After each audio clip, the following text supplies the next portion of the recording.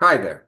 In this exercise, which is actually the 21st from my 7th practice set of exercises on the SAT, where I create every week 54 original exercises that fit the SAT needs, we will be working here with a linear function which has to be drawn from a table of values.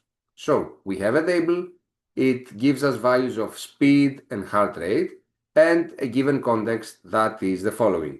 The table lists selected values of a runner's speed in miles per hour and corresponding heart rate in beats per minute. There is a linear relationship between the runner's speed x and heart rate h of x. Which of the following equations describes h of x?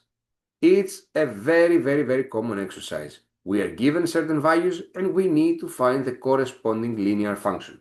So, the first thing that we should do would be to convert these inputs of speeds and outputs of heart rates into points.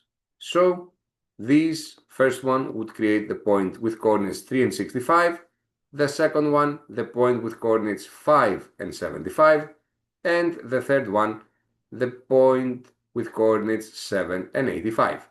We know that every single line is or can be written in this form, mx plus c, which is called slope-intercept form, and the reason for that is because m is the slope and c is the y-intercept. Considering slope, there is a formula we can always apply. y2 minus y1 over x2 minus x1.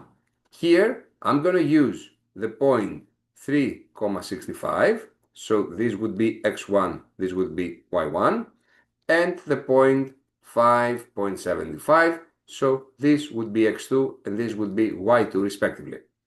By carefully applying these values on the slopes formula, I get 75 minus 65 over 5 minus 3, which is 10 over 2, and that is 5.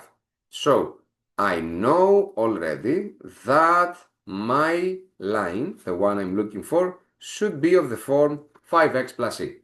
Time to check the suggested answers.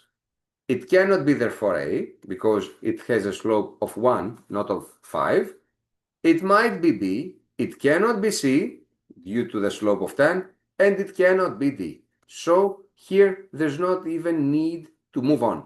I don't even need to go to the finding of C, because I only have one equation that fits the so far knowledge, and that would have to be B. The right answer here is B. Remember, you should be well prepared to answer this question because it's most likely that you will have to solve one.